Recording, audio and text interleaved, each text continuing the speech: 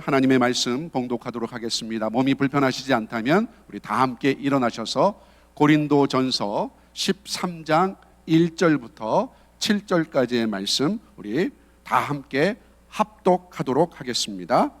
내가 사람의 방언과 천사의 말을 할지라도 사랑이 없으면 소리나는 구리와 울리는 꽹과리가 되고, 내가 예언하는 능력이 있어 모든 비밀과 모든 지식을 알고 또 산을 옮길 만한 모든 믿음이 있을지라도 사랑이 없으면 내가 아무것도 아니요, 내가 내게 있는 모든 것으로 구제하고 또 내 몸을 불사르게 내줄지라도 사랑이 없으면 내게 아무 유익이 없느니라. 사랑은 오래 참고 사랑은 온유하며 시기하지 아니하며 사랑은 자랑하지 아니하며 교만하지 아니하며 무례히 행하지 아니하며 자기의 유익을 구하지 아니하며 성내지 아니하며 악한 것을 생각하지 아니하며 불의를 기뻐하지 아니하며 진리와 함께 기뻐하고 모든 것을 참으며 모든 것을 믿으며 모든 것을 바라며 모든 것을 견디느니라. 아멘. 자리에 앉으시겠습니다. 이 시간 그 중에 제일은 사랑이라 라는 제목으로 말씀 전해 주실 때 하나님의 사랑이 충만하게 임하게 되시기를 주님의 이름으로 축복합니다. 할렐루야.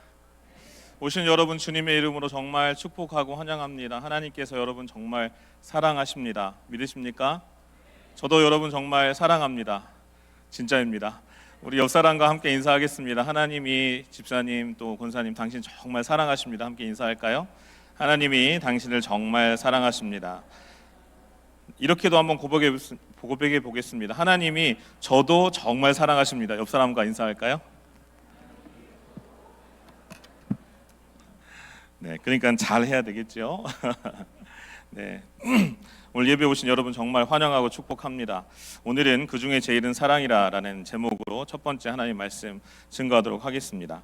여러분 많이 기도해 주셔서 지난 주간에 기도원에 잘 다녀왔습니다. 그래서 안나산 기도원이라는 기도원에 갔는데 너무 좋더라고요. 이렇게 한참 가다가 고속도로에서 이제 나서서 오솔길을 딱 지나가면서 산길을 가면서 비포장도를 들어가는데 너무 좋더라고요. 그리고 이제 넓게 펼쳐진 그 넓은 벌판과 넓은 들이 참 너무 좋더라고요. 그런데 맞아주는 어떤 존재가 있었어요. 갑자기 4마리의 이 진돗개들이, 큰 개들이 이렇게 와가지고 이렇게 차가 오는데도 겁없이 막 오길래 내려야 되나 말아야 되나, 이 개들은 왜 나를 이렇게 맞아줄까, 이런 생각을 하면서 담대하게 내려서 그럼에도 잘 기도하고 왔습니다.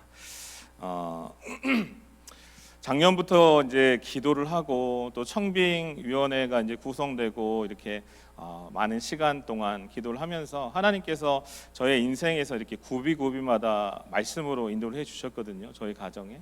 근데 작년에 이렇게 청빙을 또 마무리하면서 하나님께서 우리 부임하게 하시면서 주신 말씀이 있어요. 이 말씀이 빌립보서 1장 8절의 말씀인데 다 같이 한번 읽어볼까요? 내가 예수의 심장으로 너희 무리를 얼마나 사모하는지 하나님이 내 증인이시라. 아멘.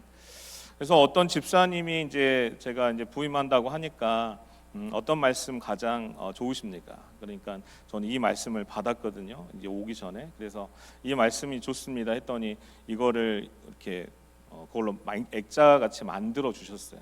그래서 나중에 궁금하신 분은 제 방에 이게 걸려 있습니다. 함께 오셔서 또 이걸 보고 함께 기도하라고 주신 은혜라고 생각이 돼요.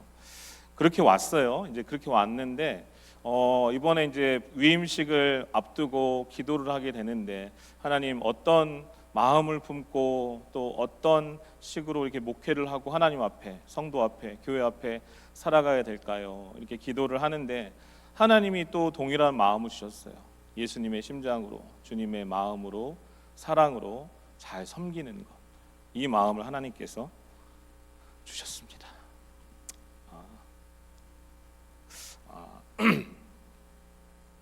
오늘 비가 오더라고요. 그래서 처음에는 그 생각이 들었어요. 오늘 위임식이 있는데 비가 오네, 어떡하지? 근데 아침에 와서 기도를 하는데 그럼 마음을 주셨어요. 은혜의 담비구나. 하나님께서 기뻐하시는 또 교회이고 하나님께서 기뻐하시는 성도님들이구나, 이 마음이 들었고, 또 하나는 아픔의 눈물이구나, 이런 생각이 좀 들었습니다.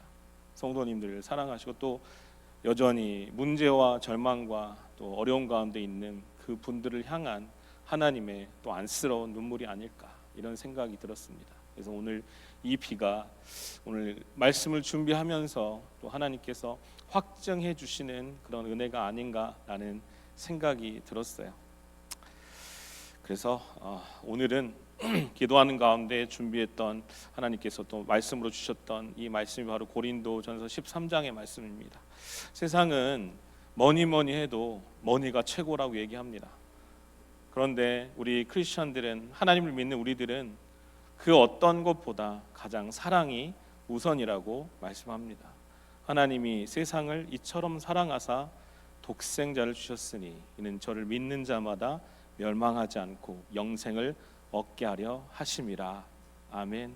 이 은혜, 먼저 우리에게 다가와 주신 그 사랑의 은혜가 있었기 때문에 우리가 이 자리에 있는 줄 믿습니다. 오늘 저희가 정말 뭐 따로 부탁한 것도 아닌데 우리 찬양단도 그렇고 성가대도 그렇고 사랑 이렇게 얘기해 주시고 찬양해 주셔서 너무 감사해요. 그냥 하나님이 우리 교회를 참 사랑하시는구나, 우리 성도님들 정말 사랑하시는구나, 이 마음이 계속 들어서 참 너무 감사한 이 아침입니다. 고린도전서 13장은 사랑장이라고 불립니다. 뭐 부활장도 있고 믿음장도 있고 골고루 많이 있지만 사랑하면 이 고린도전서 13장을 빼놓을 수가 없죠. 그 어떤 문호가 쓴 가장 위대한 글들이라도, 사랑에 대한 글이라도 이것을 따라갈 만한, 필적할 만한 그런 글은 없습니다. 가장 완벽하게 표현을 한 장이 바로 이것이죠. 그래서 인류에 대한 사랑의 교본이다라고 해도 과언이 아닐 정도로 사도 바울은 이렇게 큰 사랑장으로 또한 큰 사랑을 우리 가운데 말씀해 주었죠. 그런데 이 사랑에 대한 말씀을 우리 가운데 하나님께서 주셨을 때, 이것은 첫 번째는 우리 각 개인을 향한 하나님의 고백의 편지와도 같습니다. 하나님께서 이렇게 우리를 사랑하셨다. 그리고 또 하나는 이 말씀의 배경을 보면 공동체를 향한 하나님께서 사도 바울을 통해서 고린도 교회에 주신 그런 경고이면서 권면과 사랑의 메시지이기도 합니다.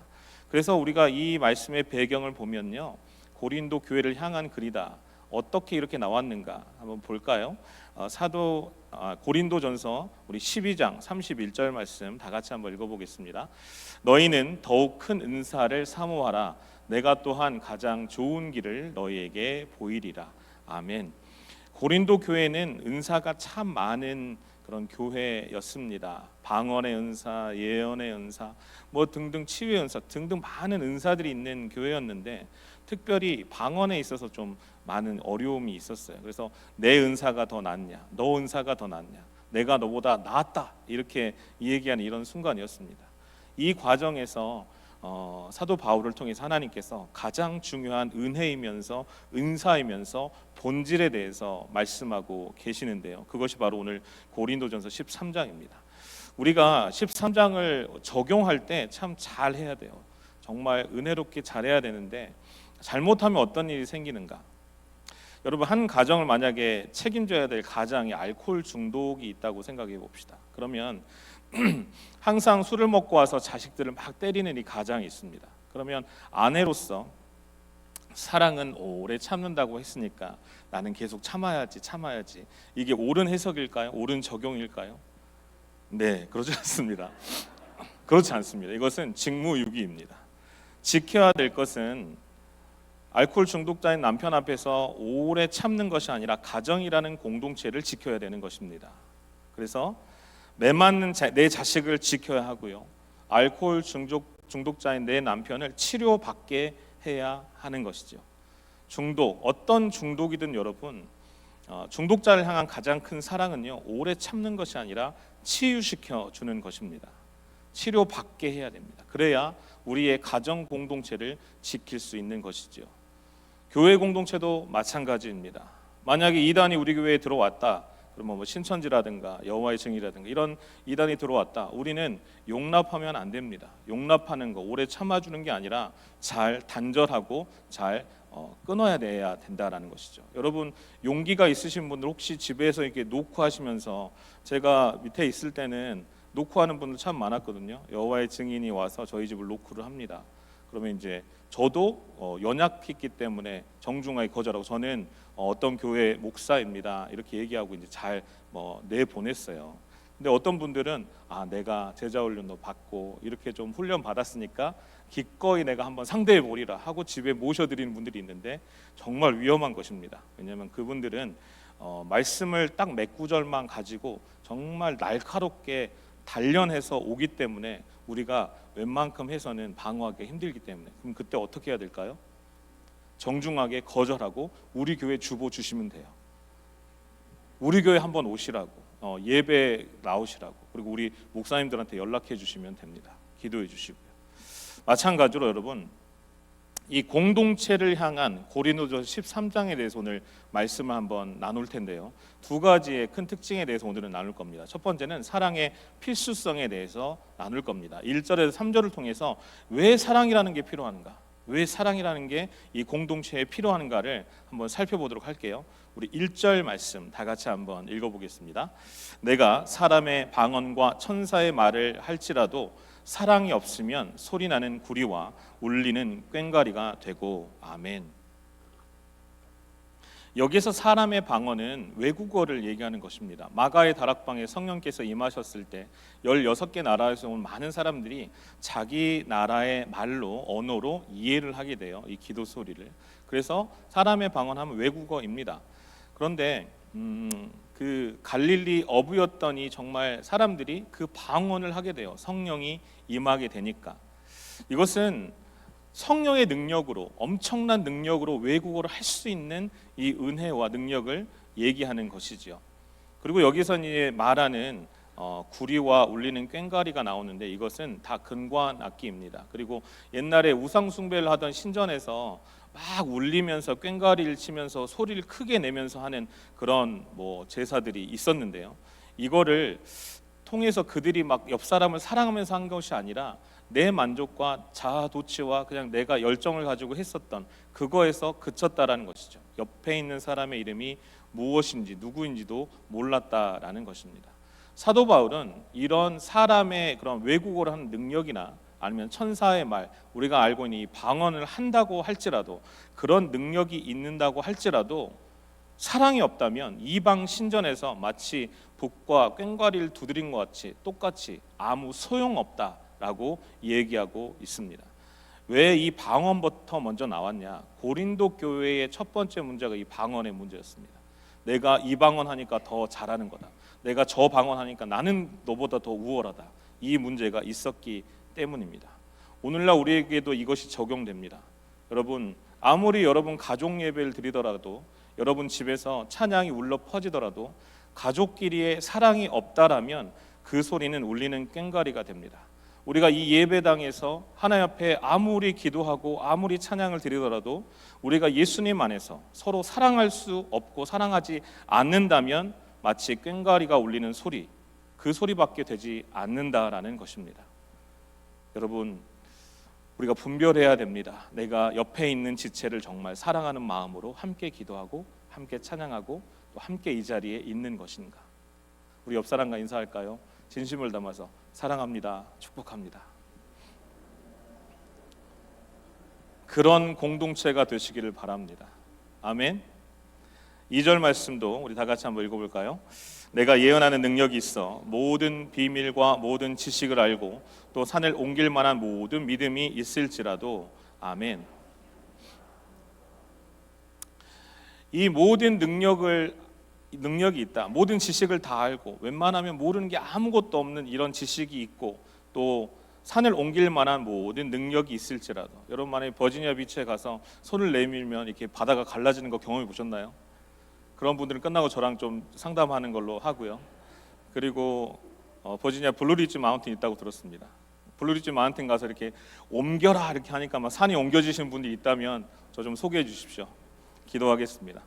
그렇게 능력이 있다고 할지라도 사랑이 없는 능력은 아무것도 아니다라고 성경은 말씀하고 있습니다. 왜냐하면요, 이 공동체적인 그런 관계에 있어서 사랑이 없이 하는 능력은 아무 소용이 없기 때문입니다. 내 오른팔이 강합니다. 그런데 오른팔이 간지러워요. 그럼 오른팔 혼자서 이 팔을 긁을 수가 없어요. 반드시 이 왼손이 있어야 이걸 긁을 수 있는 것처럼 내 몸의 지체 중에 어디가 아프거나 뭔가 필요한데도 불구하고 이 팔이나 어떤 내 다리가 아무 이 지체를 위해서 뭔가 하지 않는다면, 그러면 이 손이 아무리 강한 팔과 능력이 있더라도 이 팔은요 아무 소용이 없는 내 지체가 아닌 거예요. 교회에서도 마찬가지입니다. 우리 교회 중에 정말 우리 교회 성도 중에 정말 힘든 지체가 있다. 그런데 기도는 열심히 하는데 그 지체를 위해서 기도하지 않는다. 그 교육자를 위해서 기도하지 않는다. 그 사람을 위해서 내가 뭔가 하지 않는다. 그러면 생각해 봐야 됩니다. 내가 우리 교회의 한 지체인가? 담임 목사로 하나님께서 저를 세워주셨습니다. 제가 여러분들 맡겨주신 귀한 성도님들 향해서 여러분들을 위해서 기도하지 않는다면, 또 섬기지 않는다면, 사랑하지 않는다면 생각해 봐야 됩니다. 정말 회개해야 됩니다. 정말 하나님께 세우신 이 담임 목사가 내가 맞는가? 이걸 생각해 봐야 된다는 것이죠. 우리는 서로 마찬가지입니다. 사랑하는 여러분, 정말 사랑함으로 내게 능력이 있는 것을 이웃을 위해서, 성도를 위해서, 또한 옆에 있는 지체를 위해서 섬기고 사랑하고 케어해 주는 우리 모두가 되시기를 바랍니다. 3절 같이 읽어볼까요? 시작. 내가 내게 있는 모든 것으로 구제하고 또 내 몸을 불사르게 내어줄지라도 사랑이 없으면 내게 아무 유익이 없느니라. 아멘. 여기서 모든 것으로 구제한다라는 이 원어의 뜻을 보면요, 어떤 거냐면은 여러분 자녀들 키울 때 보면 이제 이유식에서 밥 먹을 단계로 이렇게 넘어갈 때, 처음 고기를 먹을 때 어떻게 주셨어요?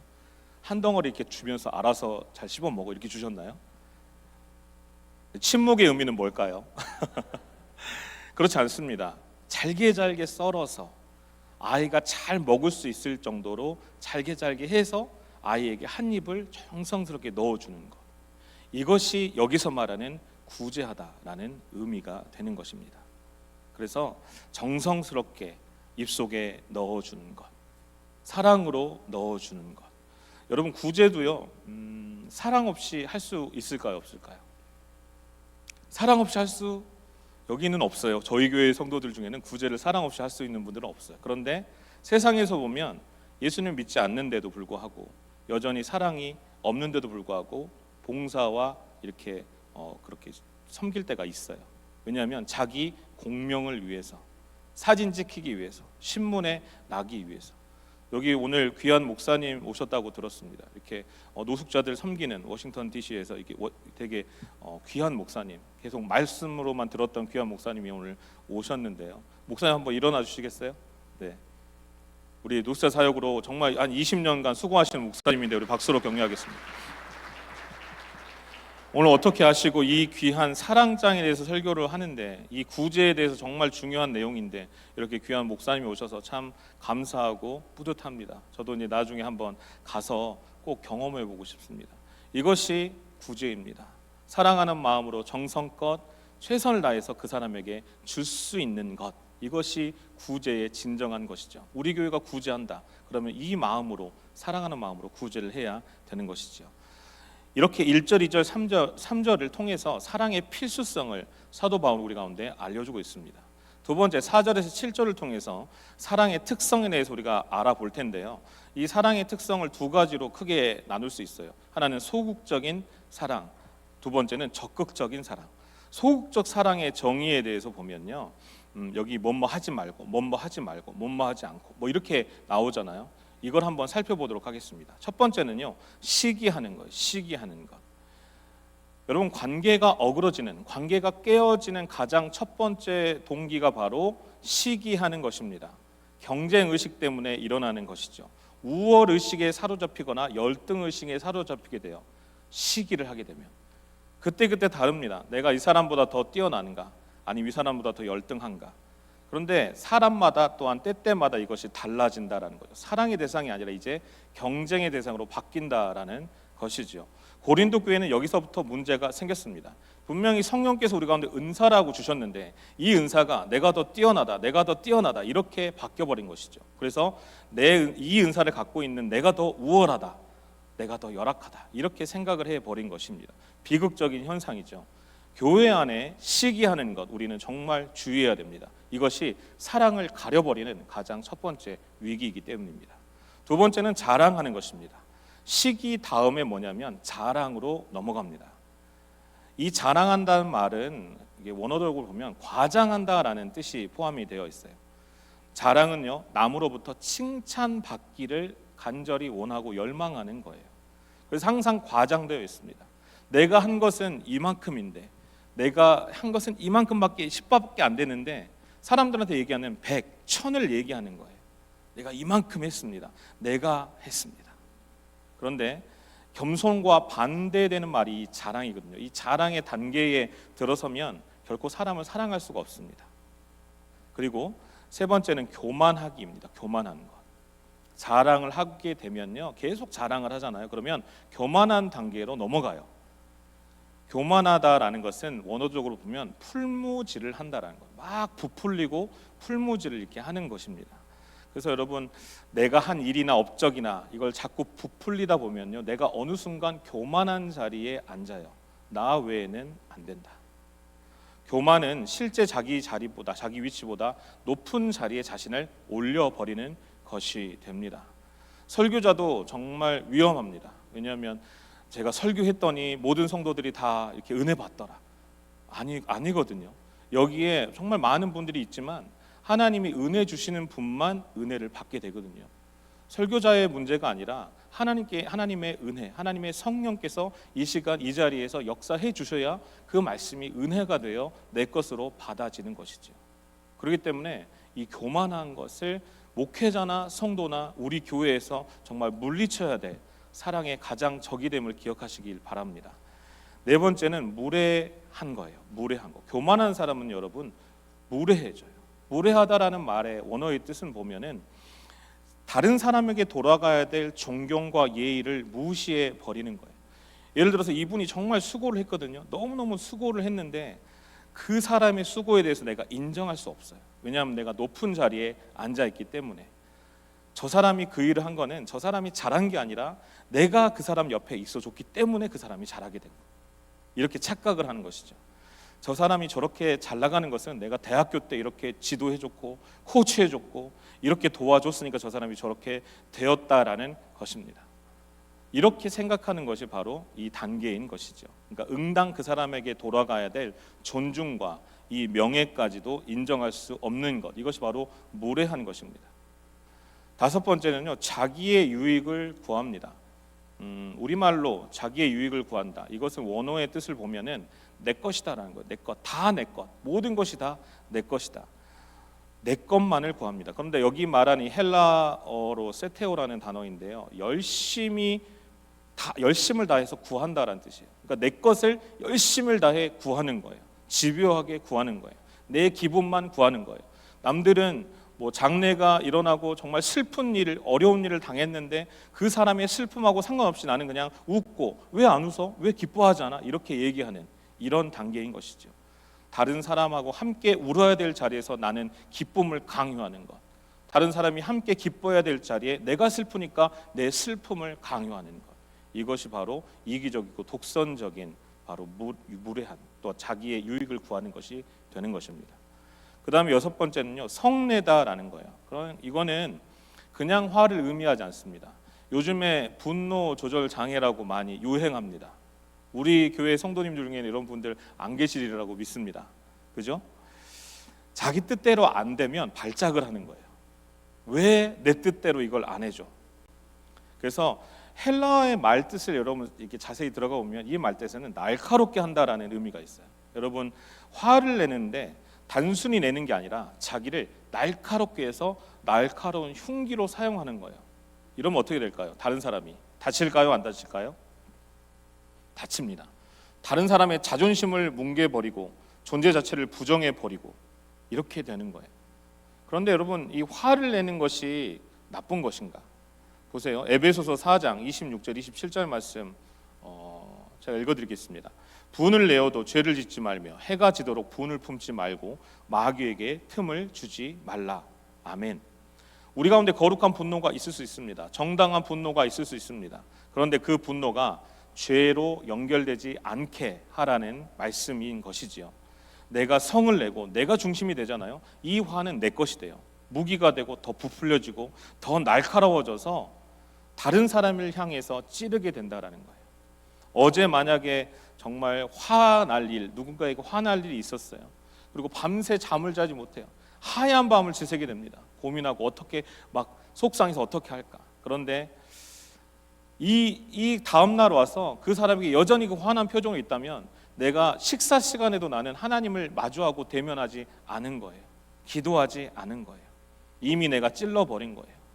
내가 분을 내어도 틈타지 못하게 하라라는 말을 바꿔 얘기하면 관계가 단절되게 하지 말라라는 그런 의미입니다. 그런데 이 단어는요, 사랑하지 않고 그냥 끝나버리는 관계의 끝을 얘기하는 거예요.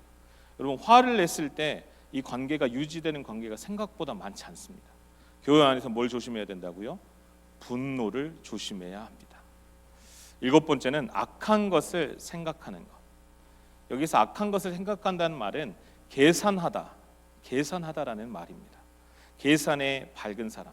그래서 이것이 왜 악이냐면요, 여러분, 가룟 유다가 계산에 밝았습니다. 그랬더니 어떤 일이 생겨요? 공동체가 깨어집니다. 그 제자 공동체가 깨어지고요, 나중에는 결국 예수님을 파는 그 자리에 서게 되는 것이죠. 그래서 여러분, 악한 것을 생각한다라는 것은요, 공동체를 해하는 자리에 있다라는 거예요. 이걸 우리는 조심해야 됩니다. 그 다음에 불의를 기뻐하는 겁니다. 불의를 기뻐하다. 이것은 열심이라는 뜻이 포함이 되어 있어요. 그래서 열심에는 하나님을 향한 열심과 이 자기를 위한 열심이 있어요. 고린도후서 11장 2절에 보니까 사도 바울은 이렇게 얘기합니다. 내가 하나님의 열심으로 너희를 위하여 열심을 내노니. 아멘. 바울은 하나님을 향한 열심으로 성도를 사랑했고 열심을 내서 복음을 전했습니다. 이 열심의 방향이 나를 향하게 되면 내 만족과 내 유익을 위해서 다른 사람 생각하지 않고 가게 된다라는 거예요. 그러므로 여러분, 이 단계까지 이르지 않도록 우리는 조심해야 됩니다. 여러분, 사랑하려면 우리는 조심해야 될 것을 이렇게 사랑의 소극적 정의를 통해서 이제 알았으니까 이걸 조심하는 우리 모두가 되시기를 바랍니다. 그리고 사랑의 적극적 정의가 있습니다. 이제 얼마 안 남지 않았습니다. 잘 따라오시기 바랍니다. 사랑은 이런 것이다. 사랑은 이렇게 하는 것이다. 이렇게 말씀해 주시는 건데요. 첫 번째는 사랑은 오래 참는 것입니다. 옆 사람과 인사할까요? 사랑은 오래 참는 것입니다.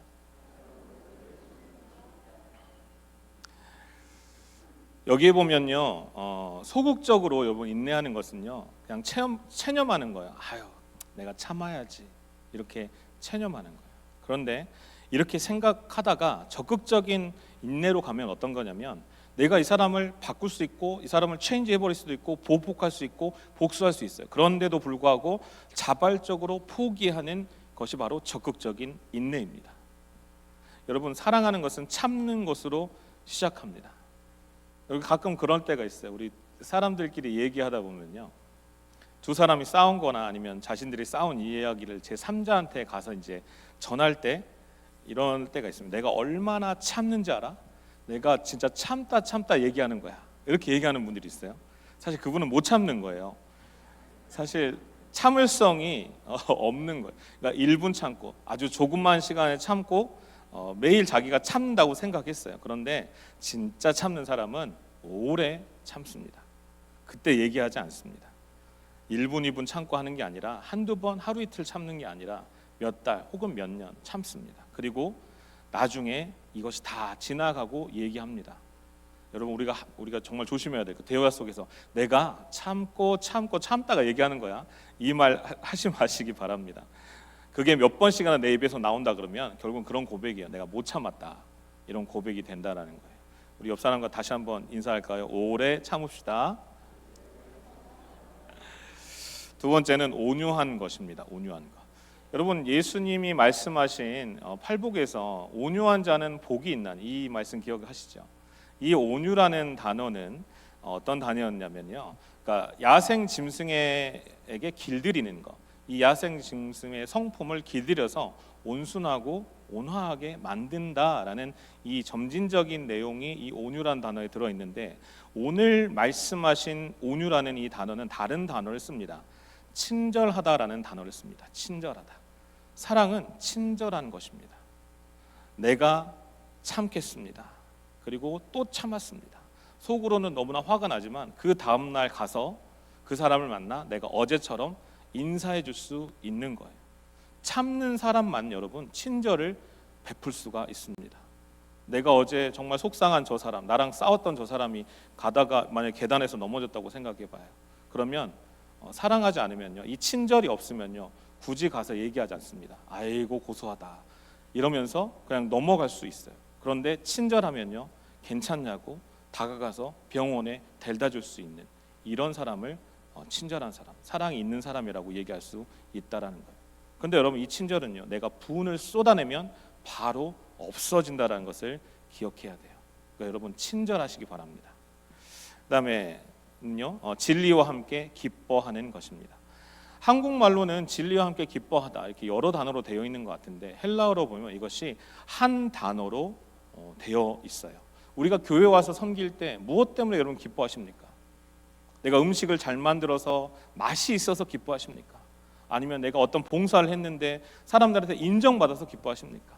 어떤 기쁨이든 그런 기쁨이 아니라 진리로 인해서 기뻐하는 것입니다.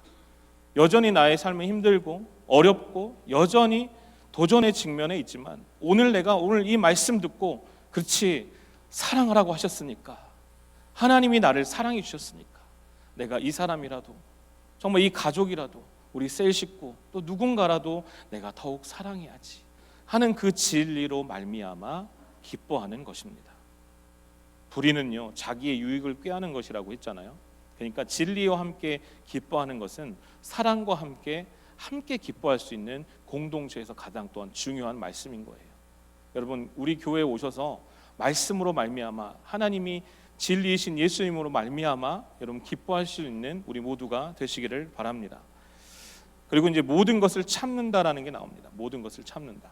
근데 여기에서의 단어는 스테고라는 단어였어요. 어떤 거냐면, 영어로 얘기하면 cover completely, 즉 완전하고 철저하게 다 덮어준다라는 의미가 포함이 되어 있습니다. 그래서 이 스테고라는 단어에서 지붕을 뜻하는 이 단어에서 파생이 이렇게 된 거예요. 지붕은 어때요? 집에 모든 열도 막아주고 비도 막아주고 이런 보호해주는 그런 역할이 있잖아요. 그런 것처럼 성경에 나오는 예 중에 어떤 게 있냐면, 여러분, 노아의 세 아들 기억나십니까?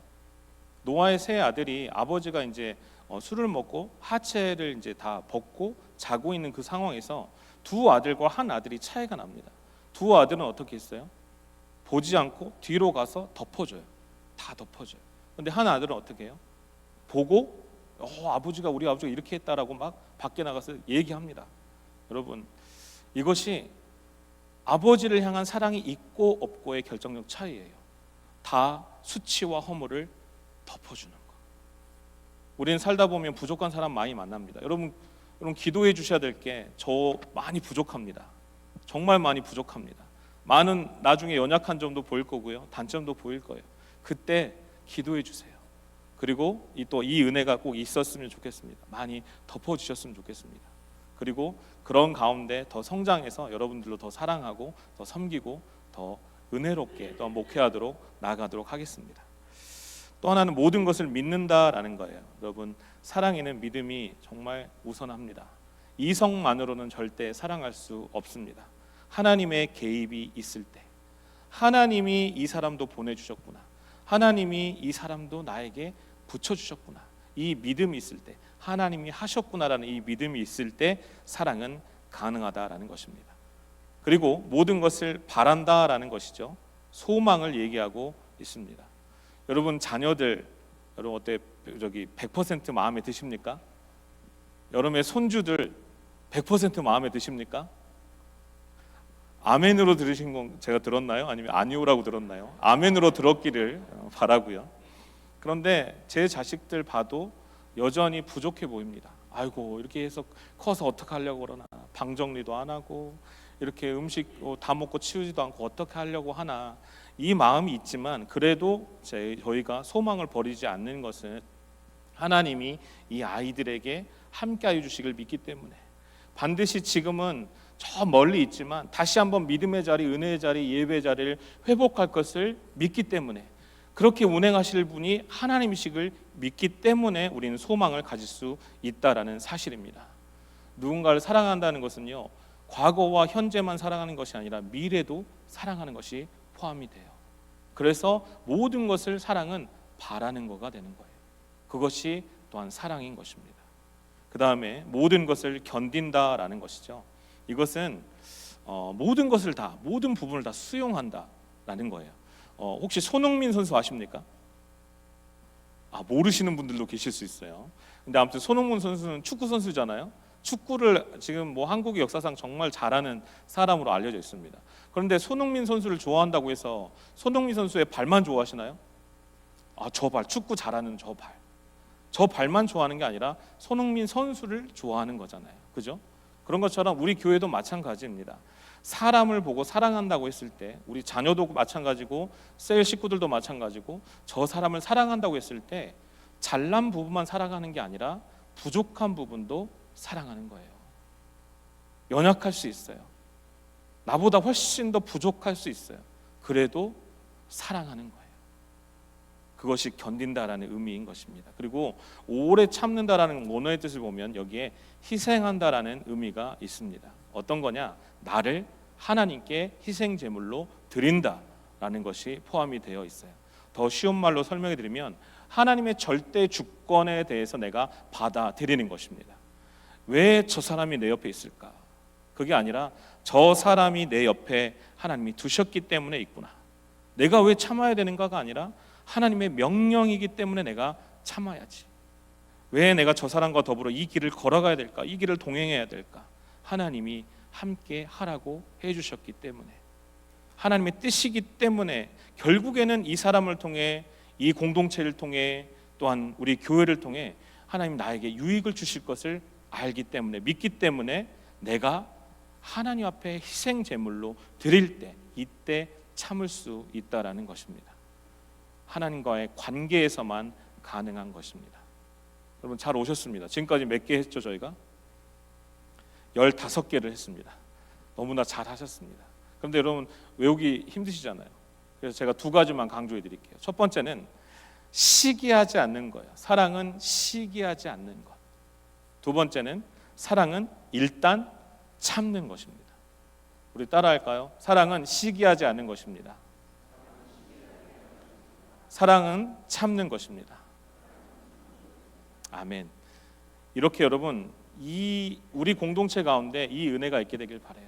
시기하지 않고 온유하고 품어주고 인내해주고 격려해주고 사랑해주고 모든 것을 바라고 모든 것을 참고 모든 것을 견뎌주는 이 은혜가 있게 되길 바랍니다. 우리 말씀을 읽으면서 우리 한번 다짐해 볼 텐데요. 여러분 4절에서 7절을 다시 읽을 거예요. 한번 반주 좀 부탁드리고요. 이 구절 읽을 때 어떻게 읽을 거냐면은 자기 이름을 넣어서 읽을 거예요.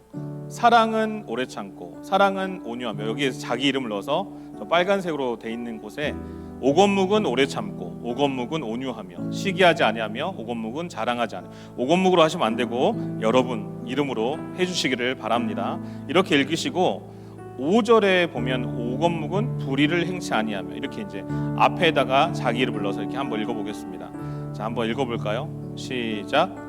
오건묵은 오래 참고 오건묵은 온유하며 시기하지 아니하며 오건묵은 자랑하지 아니하며 교만하지 아니하며 오건묵은 무례하게 행치 아니하며 성내지 아니하며 악한 것을 생각하지 아니하며 오건묵은 불의를 기뻐하지 아니하며 진리와 함께 기뻐하고 오건묵은 모든 것을 참으며 모든 것을 믿으며 모든 것을 바라며 모든 것을 견디느니라.